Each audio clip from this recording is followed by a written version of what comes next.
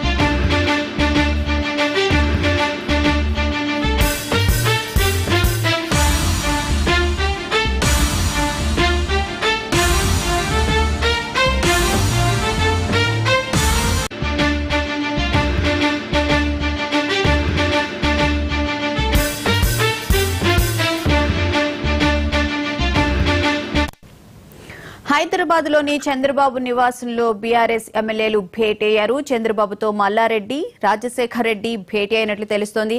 అలాగే మాజీ ఎమ్మెల్యే తీగల కృష్ణారెడ్డి, కృష్ణారావు కూడా జూబ్లీహిల్స్ లోని చంద్రబాబు నివాసంలో భేటీ అయ్యారు. ఈ భేటీ అనంతరం చంద్రబాబు ఢిల్లీ వెళ్లే అవకాశం ఉంది.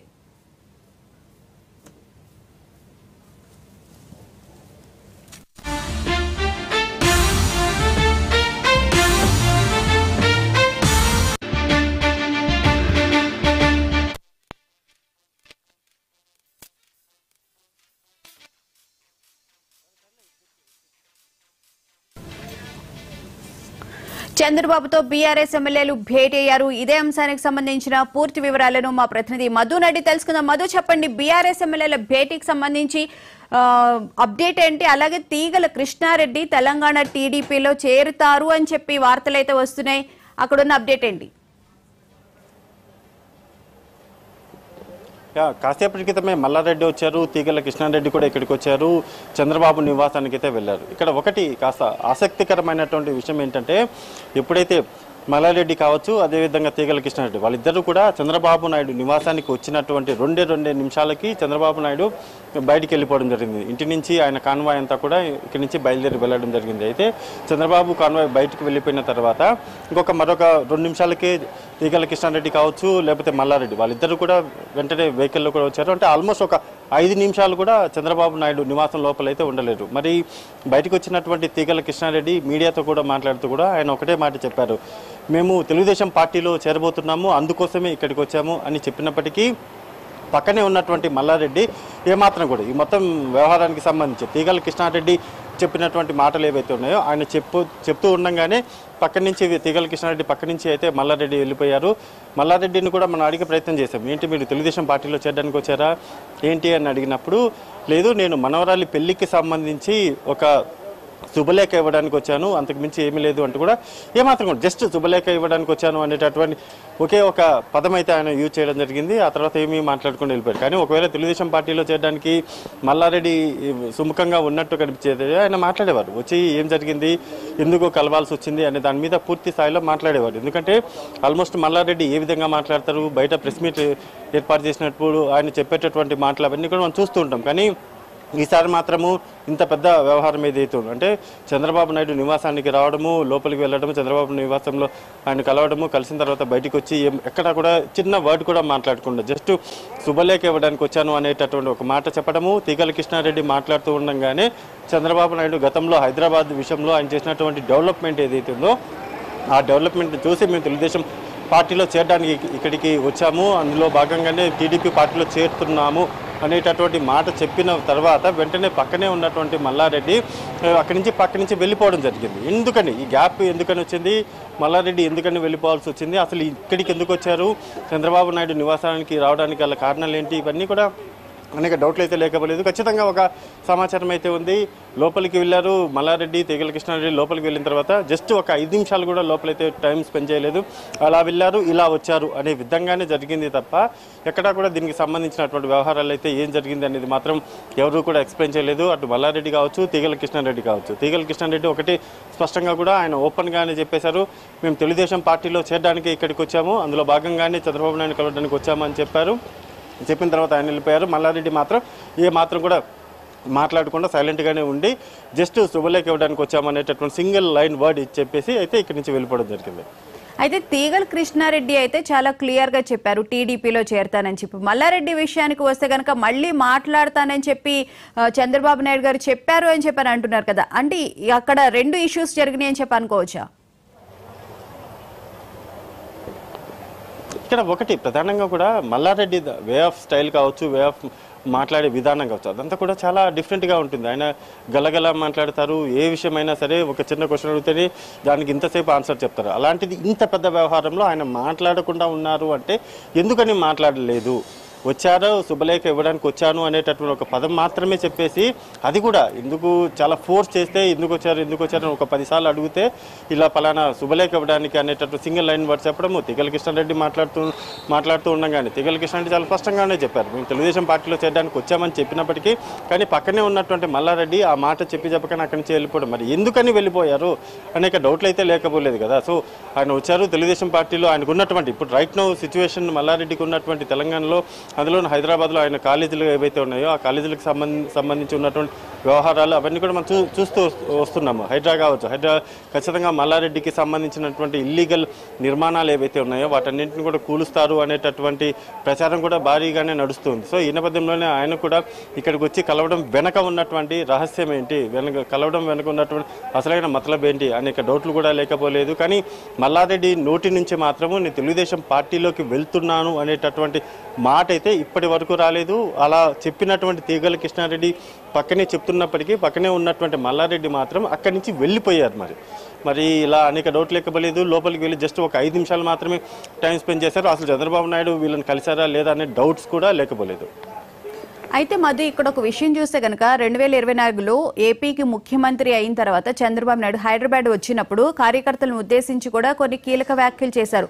తెలంగాణలో నెక్స్ట్ టీడీపీని అధికారంలోకి తీసుకువస్తాము, కార్యకర్తలను కూడా బలోపేతం చేస్తాము, పార్టీని విస్తరిస్తామని చెప్పి కూడా ఒక క్లియర్ అయితే చంద్రబాబు నాయుడు గారు చెప్పడం జరిగింది కార్యకర్తలకి. ఈ నేపథ్యంలోనే తెలంగాణలో చేరికలు చేరే నేతలు ఎవరైతే ఉన్నారో కార్యకర్తలు కానీ నేతలు కానీ చేరే అవకాశం కనిపిస్తుంది అని చెప్పి అనుకోవచ్చా?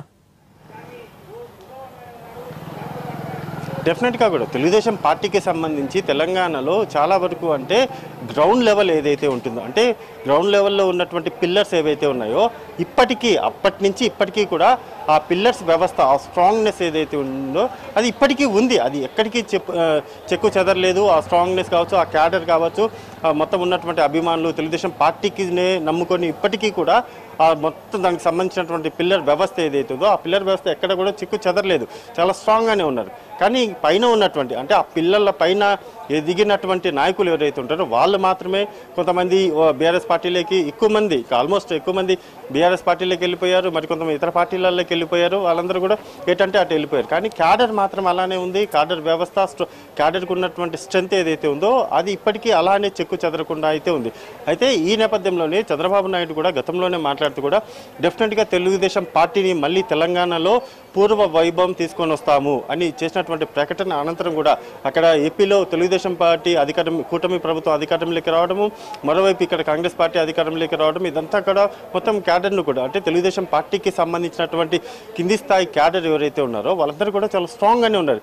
ఖచ్చితంగా కూడా ఇక్కడ కూడా మనం పోటీ చేయాలి, ఇక్కడ కూడా పార్టీని పునర్వైభవం గతంలో ఏ విధంగా అయితే మనము ఇక్కడ టోటల్గా కూడా అధికారంలోకి వచ్చి తెలుగుదేశం పార్టీ మొత్తం వ్యవస్థలన్నీ కూడా చక్కబెట్టారో, ఇక్కడ ఉన్నటువంటి హైటెక్ సిటీ దగ్గర నుంచి అంతా కూడా మొత్తం కూడా చంద్రబాబు నాయుడు హయాంలోనే మొత్తం అంతా కూడా అభివృద్ధి జరిగింది. కాబట్టి అటువంటి అభివృద్ధి కావాలంటే మళ్ళీ కూడా చంద్రబాబు నాయుడు హయాంలో ఉన్నటువంటి అదే డెవలప్మెంట్ రావాలంటూ కూడా చెప్పుకొని వచ్చారు. సో ఇప్పుడు తాజాగా చూసుకుంటే మాత్రము ఒక్కొక్క తెలుగుదేశం పార్టీలోకి చేరేందుకు అంటే ఇక్కడ ఉన్నటువంటి బీఆర్ఎస్ పార్టీ కావచ్చు, లేకపోతే ఇతర పార్టీలకు సంబంధించినటువంటి నాయకులు కావచ్చు, వాళ్ళందరూ కూడా తెలుగుదేశం పార్టీలోకి చేరేందుకు ఒక్కొక్కటిగా అడుగులు అయితే ముందుకు వేస్తున్నారు. కానీ వెళ్ళాలంటే అంటే చంద్రబాబు నాయుడు దగ్గరికి వెళ్ళి మళ్ళీ తమ ఫేస్ చూపించాలి అంటే ఏ విధంగా ఫేస్ చేయాలి అనేటటువంటి ఒక ఆలోచన తప్ప ఖచ్చితంగా కూడా తెలుగుదేశం పార్టీలో చేరడానికి, ఆ పార్టీ తీర్థం పుచ్చుకోవడానికి అయితే చాలా పెద్ద మొత్తంలోనే బీఆర్ఎస్ కావచ్చు, ఇతర పార్టీలకు సంబంధించినటువంటి నాయకులు రెడీగానే ఉన్నారు. ఎప్పుడైతే చంద్రబాబు నాయుడు గేట్లు ఎత్తుతారో ఖచ్చితంగా కూడా వచ్చి చేరడానికి అయితే సిద్ధంగా ఉన్నారు. Right, thank you Madhu.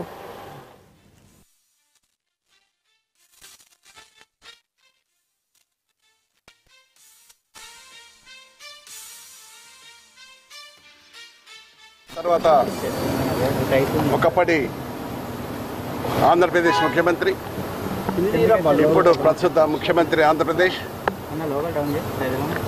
మాకు ఆనాడు ఎన్టీ రామారావు గారుతో పాటు చంద్రబాబు నాయుడు గారు మా రాజకీయ జీవిత ప్రస్థానం మొదలైంది. అనేకమైనటువంటి ఒడిదొడుకులతో తెలంగాణ ఏర్పడిన తర్వాత ఎన్నో కష్టాలు పడి ముఖ్యమంత్రిగా మళ్ళొకసారి చంద్రబాబు నాయుడు గారు ఆంధ్రప్రదేశ్ ముఖ్యమంత్రిగా కావడం మాకు అందరూ కూడా సంతోషమైన విషయం.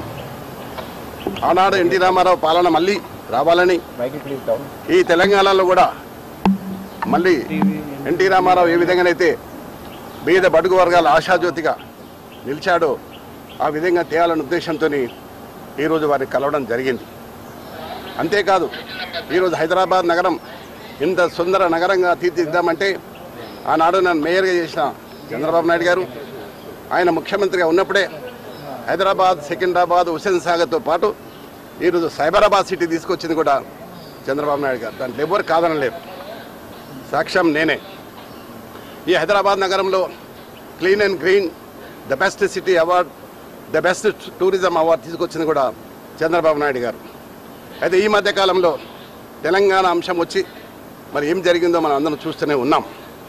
కానీ మళ్ళీ పూర్వ వైభవం తీసుకురావడానికి మేమందరం కూడా చంద్రబాబు నాయుడు కలవడం, మరొకసారి మనం పిలిచి మాట్లాడుతున్నాడు. తప్పకుండా మళ్ళీ ఆనాడు ఎన్టీ రామారావు గారు ఏ విధంగానైతే పరిపాలన చేసిండో ఆ విధంగా చేసడానికి మేమందరం కూడా కృషి చేస్తాం. నేను అందరినీ కూడా శ్రేణులకు వస్తున్నా. చాలామంది తెలుగుదేశంకు ఎన్టీ రామారావు అభిమానులు ఉన్నారు. ఇంకా వారందరూ కూడా ఏకతాటి మీద తీసుకొచ్చి మళ్ళీ పూర్వ వైభవం తీసడానికి మేము ప్రయత్నం చేస్తాం. 100% వెళ్తాం. చాలా రోజుల తర్వాత